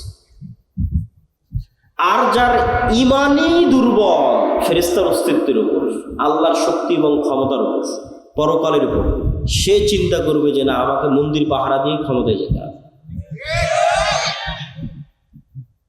আর যদি ঈমান বিল গায়েব মজবুত থাকে তাহলে কোনোদিন সে আদর্শে কম্প্রোমাইজ করবে না। তাতে ক্ষমতা আসুক আর যাক, কেননা সে জানে যে মূল ক্ষমতা কার হাতে? আল্লাহ। এবং ফেরেশতার উপর যদি ঈমান মজবুত থাকে, আল্লাহর উপর যদি ঈমান মজবুত থাকে, এগুলো তখন সে বুঝবে। দেখেন রাসূল সাল্লাল্লাহু আলাইহি ওয়াসাল্লাম কি বলছে, যে দাজ্জাল 40 দিন পৃথিবীতে থাকবে।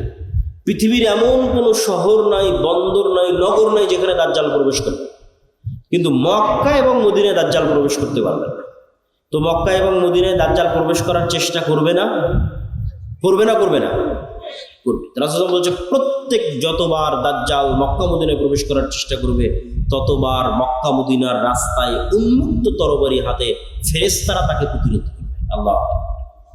আল্লাহ নবী বলেনি যে মানুষ প্রতিরোধ করবে, ফেরেশতা প্রতিরোধ করবে উন্মুক্ত তরবারি হাতে। যে ফেরেশতার অস্তিত্বের প্রতি ঈমানই নাই, তো কেমনে আল্লাহর সাহায্যের আশা করবে যে না আল্লাহর সাহায্যে ফেরেশতা আসতে পারে? ঈমানই তো নাই, কেমনে আশা করবে? তখন চিন্তা করবে যে না আমাকে কম্প্রোমাইজ করতে হবে, আমি তো এইটা না করলে ভোট পাবো না, ওইটা না করলে তো মানুষ সায় দেবে না, অতএব এটাই ছাড়, ওইটাই ছাড়, ওইটাই ছাড়। দিন শেষে ইসলামী বাদ, ইসলামী আর নাই।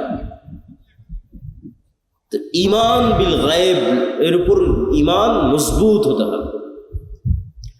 ঈমান বিল গায়েবের একটা বড় অংশ হচ্ছে পরকাল। পরকাল মানে মৃত্যুর পর পুনরুজ্জীবন।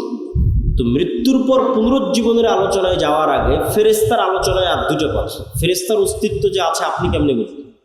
ঠিক আছে ভাই, মানলাম, বিশ্বাস করলাম আপনার কথা আব্দুল্লাহ ভাই, যে নূর চোখে দেখি না তাও নূর আছে পৃথিবী, আমার সাথে ফেরেশতা আছে, আমাদের এখানে সবার সাথে ফেরেশতা আছে, বিশ্বাস করলাম। কিন্তু তাও বাস্তব ইন প্র্যাকটিক্যাল লাইফ লিয়াতমাইন্না কলবি, অন্তরের প্রশান্তির জন্য বিশ্বাস বাস্তবে পরীক্ষা করে দেখতে চাই ফেরেশতা আছে। তো বাস্তবে ফেরেশতার অস্তিত্ব বোঝার একটা পরীক্ষা দিয়ে যায়, যাতে আপনি বুঝতে পারেন যে হ্যাঁ ফেরেশতা আছে। তো আমাদের যখন এসএসসি এবং এইচএসসি পরীক্ষা থাকতো, সকাল 8টা-10টার মধ্যে পরীক্ষার হলে ঢুকতে হবে, ওইটার যে একটা টেনশন বা একটা তাড়া কাজ করতো, ঠিক যদি কারো ফ্লাইট থাকে, প্লেন থাকে, বিমান থাকে, ট্রেন থাকে, তাহলে ওইটা ধরার জন্য যে ব্রেনে তাড়া কাজ করে, নিয়তের মজবুতি কাজ করে। আপনি একদিন ওই রকম নিয়ত করবেন যে আজকে ফজরে উঠবেন, বেশি দিন করতে বলি, একদিন আজকে রাতে করতে পারেন। কিরকম নিয়ত? ঠিক বিমানে ফ্লাইটের টিকিট থাকলে যেরকম নিয়ত করেন, পরীক্ষা থাকলে যেরকম নিয়ত করেন, ট্রেনের টিকিট থাকলে যেরকম নিয়ত করেন, ওই রকম নিয়ত যেন আজকে ফজরের 5টার সময় আজান দেবে, ফজরের সালাতে 5টার সময় উঠতেই হবে, নিয়ত শক্ত করবে। এমনি ওই মনে করলাম যে ফজর উঠবো, চলো ফোনে অ্যালার্ম দিই, ওটার কথা বলি। ফোনে তো অ্যালার্ম দেওয়া লাগবে না, কেন পৃথিবীতে কারা আছে? কারা আছে? ফেরেশতা আছে, তো ফোনে কেন অ্যালার্ম দেবে? মানুষকে কেন বলবেন যে আব্দুর রহমান জিয়াদি সাহেব আমাকে ফজরে ডেকে দিয়ে? কেন ফজরে তুলে দেওয়ার জন্য কে আছে? ফেরেশতা আছে। ফেরেশতা তো পৃথিবীতে আছে। মানুষকে কেন বলতে যাবেন যে আমাকে ফজরের বেলা উঠিয়ে দেবেন? ফেরেশতা উঠিয়ে দেবেন। এটা আপনি বাস্তবে প্র্যাকটিক্যাল পরীক্ষা করবেন যে ফেরেশতা আপনাকে উঠিয়ে দিচ্ছে কিনা, আপনি উঠতে পারছেন কিনা। কোনো মানুষকেও বলার দরকার নাই যে আমাকে ফজর উঠাতে হবে, কোনো মোবাইলে অ্যালার্মের দরকার নাই যে আমাকে ফজর উঠাতে হবে। তারপরে আপনি শক্ত নিয়তে ঘুমিয়ে যান এবং ঠিক রাসূল সাল্লাল্লাহু আলাইহি ওয়াসাল্লামের সুন্নাত অনুযায়ী ঘুমিয়ে যান। রাসূল কি বলছেন? যে আপনার মাথার কাছে একজন ফেরেশতা পাহারাদার অবস্থায় থাকে ফজর পর্যন্ত। তাহলে এখন আপনাকে ফজরে উঠিয়ে দেওয়ার দায়িত্ব ফেরেশতার। আল্লাহ সুবহানাহু ওয়া তাআলা এভাবে পৃথিবী সেট করে রেখেছে। তো কেমনে আপনাকে ঘুম থেকে উঠিয়ে দেবে সে জানে। এখন মশার কামড়ে উঠিয়ে দিবে, না ঝাপটা আওয়াজে উঠিয়ে দিবে, না আপনার বাচ্চা কাদার মাধ্যমে উঠিয়ে দিবে, না কিসের মাধ্যমে উঠাবে, সেটা ফেরেশতার দায়িত্ব। না কোনোদিন ফজরের আজান আপনার কানে ঢুকে না, আজকে ঠিকই ফজরের আজান কানে ঢুকে গেছে। কেন ফজরের আজান কানে ঢুকতে বাধা হয়ে থাকতো কে? শয়তান। কে বাধা হয়ে থাকতো? শয়তান। আজকে ফেরেশতা ঢুকতে দিয়েছে, শয়তানের বাধা সরে গেছে, ফেরেশতা ঢুকতে দিয়েছে, ফজরের আজানই ডাইরেক্ট কানে ঢুকে গেছে, আপনি এমনি উঠে গেছে। কোনো না কোনো ওয়ে ব্যবহার করে আপনি ঈমান বিল গায়েবের বিশ্বাসের মজবুতির মাত্রা যত উঁচু লেভেলে যাবে, গায়েবের অস্তিত্বের প্রমাণ তত বাস্তবে ফিল করবে। ঈমান বিল গায়েবের উপর বিশ্বাসের মাত্রা যত উঁচু লেভেলে যাবে, মাত্রা যদি সাহাবীদের লেভেলে যায় তাহলে ফেরেশতা আবারও যুদ্ধ করার জন্য নামবে। এটাই ঠিক। মানে বিশ্বাসের মাত্রা যদি সাহাবীদের লেভেলে যায় তাহলে বাস্তবে সচক্ষে আবারও ফেরেশতাদের যুদ্ধ করতে লাগবে। কিন্তু ওই লেভেলে মাত্রা নাই, যাচ্ছে না, নেওয়া যাচ্ছে না। কেননা আমরা সবাই হয়ে আছি শয়তানের বন্ধু, শয়তানের দুশমন। কেমনি আপনার কাছে ফেরেশতা আসবে আপনি বলেন? যেখানে রাসূল সাল্লাল্লাহু আলাইহি ওয়াসাল্লাম বলছে যে পেঁয়াজ এবং রসুনের গন্ধে ফেরেশতারা কষ্ট পায়, আর আল্লাহ নবী তো পেঁয়াজ রসুন খেতই না, ফেরেশতা কষ্ট হবে। তো এমনি এতবার মেসওয়াক করতে যাতে জিবরাইল কষ্ট না পায়, আর আপনি সারাদিন বিড়ি আর সিগারেট নিয়ে বসে আছেন, তাহলে আপনার কাছে ফেরেশতা যাবে? আপনার কাছে ফেরেশতা যাবে না।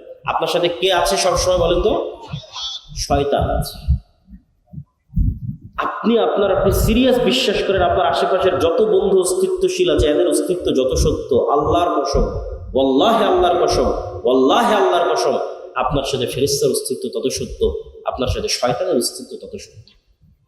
তা আপনি তো শয়তান যেটা যেটা পছন্দ করেন ওইটা আপনার সাথে ধরে রেখেছেন, তাহলে তো সবসময় আপনার সাথে শয়তান আছে। আল্লাহ নবী বলছে যেই ঘরে ছবি মূর্তি আছে, যেই ঘরে কুকুর আছে, ওই ঘরে কে ঢোকে না? ওই ঘরে ফেরেশতা ঢোকে না। কেউ যদি কোনো ঘরে ঢোকার সময় বলে আসসালামু আলাইকুম, তাহলে ওখান থেকে কে পালিয়ে যায়? শয়তান পালিয়ে। আর যদি আসসালামু আলাইকুম না বলে তাহলে শয়তান আরো ডাক দেয় যে আসো এখানে থাকো।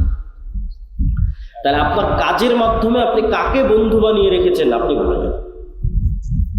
ফেরেশতারা পবিত্রতা পছন্দ করে। কোনো একটা মানুষ যদি অজু ভাঙলেই উজু করে এরকমও যদি কোনো মানুষ পৃথিবীতে থাকে, তাহলে ওই মানুষ দুনিয়াতে থাকা অবস্থায় ফেরেশতাদের মতো স্বভাব অবলম্বন করতেছে, আছে দুনিয়াতে কিন্তু আসলে ফেরেশতা। কেননা ফেরেশতারা যেমন সবসময় পবিত্র ও পবিত্র। আর একজন পেশাব থেকে যত্ন নেয় না, কোথায় দাঁড়িয়ে পেশাব করছে, কোথায় পেশাব নিয়ে পানি নিচ্ছেন, তাহলে ওর সাথে সবসময় কি আছে? তাহলে ও কিভাবে হেদায়েত প্রাপ্ত হবে? আর ওর আন্দোলন মিছিলে আর কিভাবে আপনার সাহায্য নেমে আসবে? আর ওর ভোটে কিভাবে আর ইসলাম বিজয়? গায়েবের মদদ ছাড়া, এটা আল্লাহর দিন, গায়েবের মদদ, অদৃশ্যের সাহায্য ছাড়া ইসলামের বিজয় সম্ভব। দুনিয়ার লজিকে মুসা আলাইহিস সালাম কোনোদিন ফিরআউনের উপর বিজয় লাভ করবে না, সম্ভব না। গাজার মানুষের চেয়ে দুর্বল ছিল মুসা আলাইহিস সালাম। দুনিয়ার লজিকে বিজয় সম্ভব, কিন্তু মুসার বিজয় সম্ভব হয়েছে আল্লাহর শক্তিকে, আল্লাহর ক্ষমতা।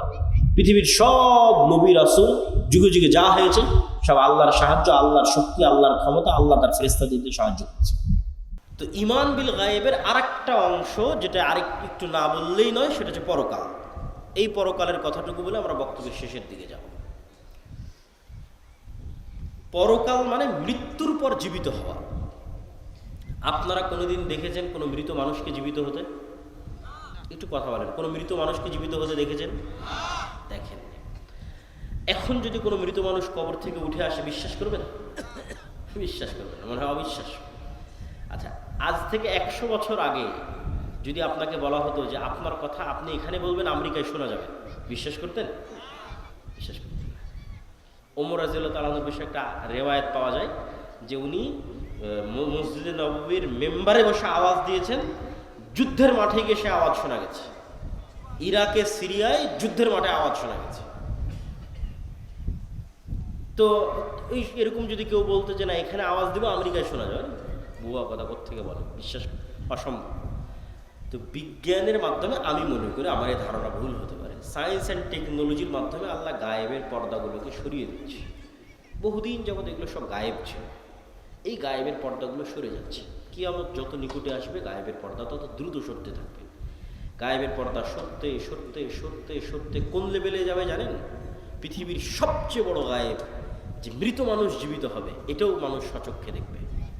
এই দুনিয়াতে মানুষ সচক্ষে দেখবে যে মৃত মানুষ জীবিত হচ্ছে। কিয়ামত হওয়ার আগে, আমি কিয়ামত হওয়ার পরের কথা বলি। গায়েবের পর্দা অলরেডি সরাসরি হয়ে গেছে। তো এই গায়েবের পর্দা সরতে সরতে সরতে সরতে সরতে সরতে সরতে সরতে ওই জায়গায় গিয়ে ঠেকবে যে মানুষ দেখবে মৃত মানুষ জীবিত হচ্ছে। তো মৃত মানুষকে জীবিত করা, আল্লাহ ডাল ভাত করার পরেই কিয়ামত দিবেন। মৃত মানুষ জীবিত হওয়া এটা গায়েব, আপনার কাছে ইম্পসিবল মনে হচ্ছে, কিন্তু পৃথিবীতে এটা আল্লাহ সুবহানাহু ওয়া তাআলা ডাল ভাত করে দেবেন। এই জন্য আগেও কয়েকবার এটাকে ডাল ভাত করা আছে। কিভাবে? এমনি তো ঈসা আলাইহিস সালাম আসার আগে বিভিন্ন ঘটনাক্রমে অসংখ্য মানুষকে মৃত্যুর পর জীবিত করা আছে, অসংখ্য মানুষকে। প্রথমে ইব্রাহিম আলাইহিস সালাম বলল বিশ্বাস হয় না যে মরা মানুষ জীবিত হতে পারে। বিশ্বাস আছে কিন্তু ইয়াকিন হয় না, ইতমিনান নাই। আল্লাহ বললো 4টে পাখি নিয়ে আসো, জবাই করো, 4টে পাহাড়ে দাও, নাম ধরে ডাকো। জবাই করলো, 4টে পাহাড়ে দিল, নাম ধরে ডাকলো, উড়ে আসলো। ঠিকই তো, মরা পাখি জীবিত হয়ে গেল। বিশ্বাস। এক নবী এক গ্রামের পাশ দিয়ে যাচ্ছে, পুরো গ্রাম বিরান গোরস্থান হয়ে গেছে, সব মানুষ মরে শেষ, সাফ। নবী বলছে যে এই মরা বিরান গ্রামকে আল্লাহ কীভাবে জীবিত করবে, মনে মনে বলছে। তো আল্লাহ ওই নবীকে ইনস্ট্যান্ট মৃত্যু দিয়েছে 100 বছর। 100 বছর পর নবীকে জীবিত করেছে। যে নবীকে জিজ্ঞেস করে তুমি বলো কতদিন মৃত অবস্থায় ছিল? মুসা আলাইহিস সালাতু ওয়াস সালামকে বানু ইসরাঈল বলে লান্নার আল্লাহ হাত্তা লান্নু উমিনা বিক হাত্তা নার আল্লাহ জাহরাতান, আমরা ততক্ষণ পর্যন্ত ঈমান আনয়ন করবো না আল্লাহকে যতক্ষণ না দেখব। মুসা আলাইহিস সালাম 70 জনকে নিয়ে তুর পাহাড়ে গেল, আল্লাহর তাজাল্লিতে সবগুলো স্পটেড, ইনস্ট্যান্ট মরে গেছে। মুসা আলাইহিস সালাম আল্লাহর কাছে দোয়া করলো, সুম্মা বা'আসনাকুম মিন বা'দি মাউতিকুম, তোমাদের মৃত্যুর পর তোমাদের পুনরায় জীবিত করে দিলাম। তারপর আসহাবে কাহফের ঘটনা, 309 বছর প্রায় মৃত, কিন্তু মানুষ দেখলে মনে করবে জীবিত। আর এবার ঈসা আলাইহিস সালাম, মৃতকে জীবিত করা ডাল ভাত। ঈসা আলাইহিস সালাম মৃতকে জীবিত করা ঠিক আপনি বাড়িতে যেমন ডাল আর ভাত রান্না করেছেন এরকম। ঈসা আলাইহিস সালাম যে কোনো একটা মাটি নিবে, আল্লাহ কোরআনে বলেছে, কোরআন আছে, যে কোনো একটা মাটি নিবে, মাটি নিয়ে বিসমিল্লাহ, মাটিতে ফু দিবে, জীবন্ত পাখি হয়ে আকাশে উড়ে যাবে। বলেন আল্লাহু আকবার। রাত দিন উনি মানুষকে করে দেখিয়েছে। কবরের পাশে যাবে মৃত মানুষ, বিইজনিল্লাহ, আল্লাহর আদেশে জীবিত হয়ে যাবে, মানুষ জীবিত হয়ে যাবে। অন্ধ মানুষ, বিসমিল্লাহ বিইজনিল্লাহ, আল্লাহর আদেশে চক্ষুস্মান হয়ে যাবে, চক্ষুস্মান হয়ে যাবে। তাহলে ঈসা আলাইহিস সালামের হাতে মৃতকে জীবিত করা ছিল এক প্রকার আপনার বাড়িতে যেমন আপনি ডাল এবং ভাত রান্না করেন, এটা যেমন ইজি, ঠিক তেমন ইজি। এবার গায়েবের পর্দা খুলতে খুলতে খুলতে খুলতে কিয়ামতের পূর্ব মুহূর্তে আসবে দাজ্জাল। দাজ্জালকে আল্লাহ এই ক্ষমতা দিয়ে দেবে। দাজ্জাল মানুষকে বলবে যে আমাকে আল্লাহ হিসেবে বিশ্বাস হয় না, তো তোমার দাদা কতদিন আগে মারা গেছে? তো বলে আমার দাদা আছে 10-15 বছর আগে মারা গেছে। তোমার বাপ? আমার বাপ 5 বছর আগে মারা গেছে। ঠিক আছে, তোমার বাপ আর তোমার দাদাকে আমি নিয়ে আসতেছি কবর থেকে উঠিয়ে। এবং বাস্তব সত্য কবর থেকে জীবিত উঠে তার বাপ এবং দাদা তার সামনে এসে হাজির হয়ে যাবে। তো আজ থেকে 100 বছর আগে ঠিক আপনার কাছে যেমন কোনো মানুষের 100 বছর আগে মারা যাওয়া কোনো মানুষকে যদি বলেন আমার এখন কথা ডাইরেক্ট আমেরিকায় শোনা যাচ্ছে, ইম্পসিবল। তো ঠিক আজ থেকে জানি না, হয়তো কাল পরশুর মধ্যে হতে পারে, কেন কি আমাদের ঘটনার কোনো সময়সীমা কেউ জানে না, 500 বছরের মধ্যে হতে পারে। মানুষ দেখবে যে তার বাপ দাদা, তার আত্মীয় স্বজন, মৃত আত্মীয় স্বজন কবর থেকে জীবিত অবস্থায় উঠে আসতেছে। তো কিয়ামত ঘটার আগেই মৃত ব্যক্তিকে জীবিত করাকে ডাল ভাত বানিয়ে দেওয়া হবে মানুষের হাত দিয়ে। তাহলে আল্লাহ পারবে না মানুষকে জীবিত করতে? কি বলেন? আরে একবার ঈসা আলাইহিস সালাম মৃতকে জীবিত করেছে, আর একবার দাজ্জাল মৃতকে জীবিত করবে। মানুষ মৃত মানুষকে জীবিত করবে, আল্লাহ পারবেন না মৃতকে জীবিত করতে? এই জন্য বলছি যে এগুলো গায়েবের পর্দা উন্মোচন হয়ে যাচ্ছে। আপনার কথায় আমার কথা এখন আমেরিকায় শোনা যাচ্ছে, আর আল্লাহ শুনতে পাচ্ছেন না। আমার কথা অটোমেটিক সব রেকর্ড হয়ে থেকে যাচ্ছে, লাইভ হয়ে থেকে যাচ্ছে, দেখা যাচ্ছে, আর আল্লাহ সুবহানাহু ওয়া তাআলা পারবেন না? আমার ফিঙ্গারপ্রিন্ট দিয়ে মানুষ আমাকে অপরাধী হিসেবে ধরে ফেলতেছে, কারো ফিঙ্গারপ্রিন্টের সাথে মিলে না। আমি এখানে যদি এখন ছাপ দিয়ে চলে যাই, তাহলে এখানে যে আমি ছাপ দিয়েছিলাম এটা এরপরে যদি কেউ ছাপ না দেয়, কালকে এটা ফরেন্সিক রিপোর্ট করলে বের হয়ে যাবে যে ওই আবদুল্লাহর পাসপোর্টও এখানে ছাপ দিয়েছিল। তাহলে এই হাতের মধ্যে এমন কি আছে, যদি আল্লাহ কিয়ামতের মাঠে যদি বলে যে হ্যাঁ এই হাত কথা বলো, এগুলো সবগুলোর মধ্যে সেভ হয়ে আছে। কোনো কিছু পৃথিবী থেকে হারায় না, কোনো কিছু হারাচ্ছে না।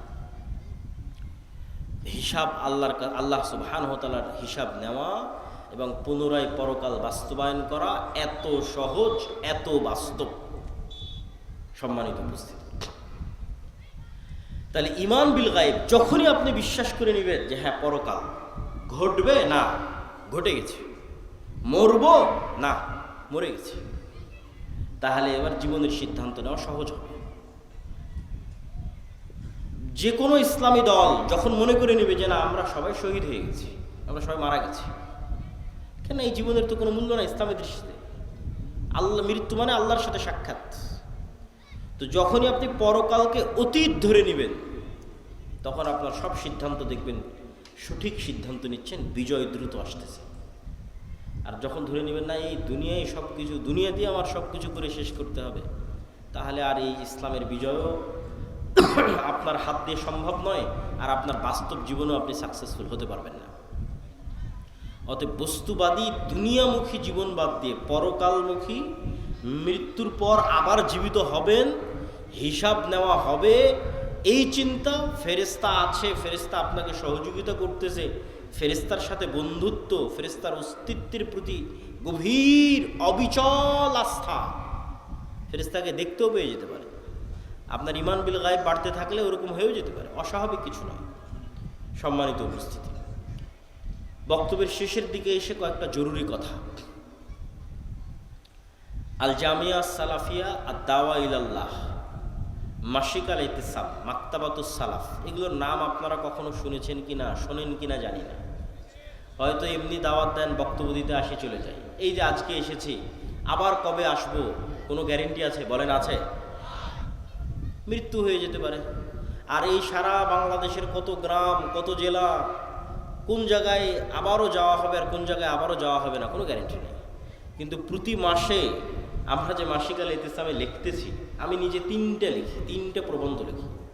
একটা হচ্ছে সম্পাদকীয়টা লিখি, যেমন প্রথমে আজকের এটাতে আছে হামাস ইসরায়েলের যুদ্ধবিরতি, গাজার ভবিষ্যৎ কি, এটা এই মাসের সম্পাদকীয় আমার লেখা। এবং 2টে প্রবন্ধ লিখি, তাহলে মোট 3টে লিখি প্রতি মাসে। তাহলে আমি এখানে আর আসতে পারি আর না পারি, এখানকার কোনো মানুষ যদি নিয়মিত মাসিক আল ইতিসাম নেয়, তাহলে ওর কাছে আমার নিয়মিত কথা যাচ্ছে না? যাচ্ছে না? নিয়মিত আমার কথা যাচ্ছে। আর যদি মনে করেন আজকেই বক্তব্য দিয়ে শেষ, আর 5 বছরে আমিও আসলাম না, আপনার সাথে আমার আর দেখাও হলো না, আপনাকে আর দাওয়াতও দিতে পারলাম না।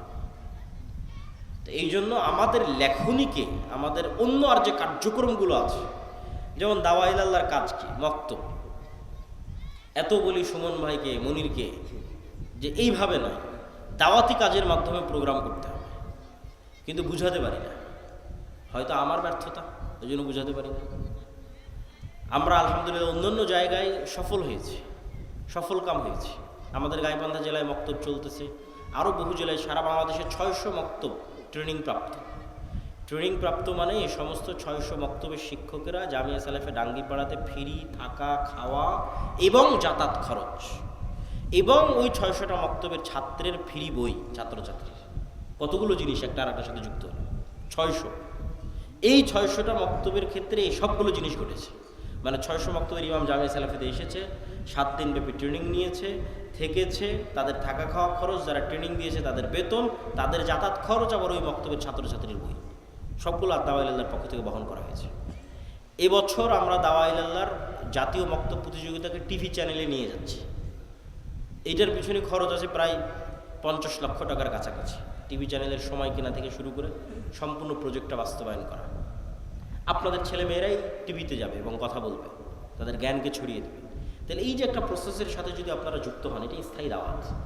আমি সেখানে যাই আর না যাই, আমার ট্রেনিং প্রাপ্ত শিক্ষক ওখানে কোরআন শেখাচ্ছে, এটা চিন্তা করলেই মন ভালো হয়ে যায়, চিন্তা করলেই মন ভালো হয়। আর যখন মনে করি আমি এখানে আসলাম, ফাও আজকে বের হয়ে গেলাম, এখানে একটা বক্তব্য চালু করতে পারলাম না, তখন মনে হয় যে না, আমার এই দাওয়াতি সফরটা কল্যাণকর হলো না, সাদাকায় জারিয়াটা স্থায়ী হলো না। 2 ঘন্টা চিৎকার করলাম, মানুষ তো এখনকার এখন ভুলে যাবে। আর যদি না এখানে এই শিবগঞ্জ কানসাট অঞ্চলে আমার 10টা 50টা মক্তব চলে, তাহলে আমার মনে হবে যে না, ওই 10টা 50টা মক্তবে যে বাচ্চা কোরআন শিখতেছে ওর সাদাকায় জারিয়ার নাকি আমিও পাবো। কেন সেগুলোর আমরা খোঁজ খবর রাখতেছি, প্রতিযোগিতা আয়োজন করতেছি, তদারকি করতেছি। তো ঠিক তেমনি আমাদের আরও লেখনির যে বিষয়গুলো আছে, শায়েখ আব্দুর রাজ্জাক বিন ইউসুফের যে বইগুলো আছে, আমাদের ছাত্ররা একটা পত্রিকা বের করে কিশলয়, এটা ছাত্রদের। এর এই যে প্রচ্ছদ ডিজাইন, এটাও ছাত্রদের করা।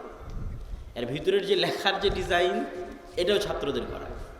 এটাকে কোনো স্টাফ, বেতনভুক্ত কোনো স্টাফ দিয়ে করা নয়, ছাত্ররাই করে। তো এইগুলো যদি আপনারা না দেখেন, না শোনেন, শায়েখ আব্দুর রাজ্জাক বিন ইউসুফের সালাতের বই, দোয়ার বই, আমাদের মিন্নাতুল বাড়ি, এগুলো আপনাদের মূল্যায়ন করতে হবে। 3 নম্বর যে বিষয়টা, সেটি হচ্ছে সমাজ থেকে অন্যায়কে উৎখাত করার আরেকটা বড় অন্যায় হচ্ছে সুদ। সমাজ থেকে যে সমস্ত অন্যায়কে উৎখাত করা উচিত বলে মনে হয়, তার মধ্যে আরেকটা বড় অন্যায় কি বলেন তো? সুদ। কেন সুদ বড় অন্যায়? সুদ মানুষকে গোলাম বানায়। ফেরাউন বানু ইসরাইলদেরকে যে গোলাম বানাতো না, আপনি ইতিহাস পড়ে দেখেন, ওর গোলাম বানানোর আরেকটা মূলনীতি ছিল সুদ। ওদের সুদি লেনদেনের মাধ্যমে ওদেরকে গোলাম বানিয়ে রাখত। আল্লাহ নবী যখন মদিনায় যায়, তখন মদিনায় সুদি কারবারির সবচেয়ে বড় ব্যবসা ইহুদিদের। তা আল্লাহ নবী খুব ভালোভাবে জানে যে অর্থনীতি যদি কন্ট্রোল না করা যায়, দেশ কন্ট্রোল করা সম্ভব না। তাহলে এদের সুদি অর্থনীতির যে বেড়াজাল আছে, এটা ভেঙে চূর্ণ বিচূর্ণ করতে হবে, নাহলে আমি দেশ কন্ট্রোল করতে পারবো না। তো আজকে পৃথিবী এমন একটা সিচুয়েশনে চলে গেছে, কোনো ক্যাশ টাকা নাই। ইংল্যান্ডে আমি 1 বছর থেকে দেখে এসেছি, আমেরিকার লোকজন যারা গেছে তাদের সাথে কথা হয়, ক্যাশ টাকা বলে পৃথিবীতে আর কিছু নাই। মানে প্রত্যেক ক্যাশ টাকার বিপরীতে লোন আছে। এখনো বাংলাদেশে ওই সিচুয়েশন তৈরি হয়নি, এখনো বাংলাদেশে ক্যাশ টাকা আছে। এখন এরকম সিচুয়েশন হয়নি যে আমার পকেটে 1000 টাকা আছে, তাই 1000 টাকার বিপরীতে লোন আছে, এটা না, এখনো হয়নি। এখনো সুযোগ আছে।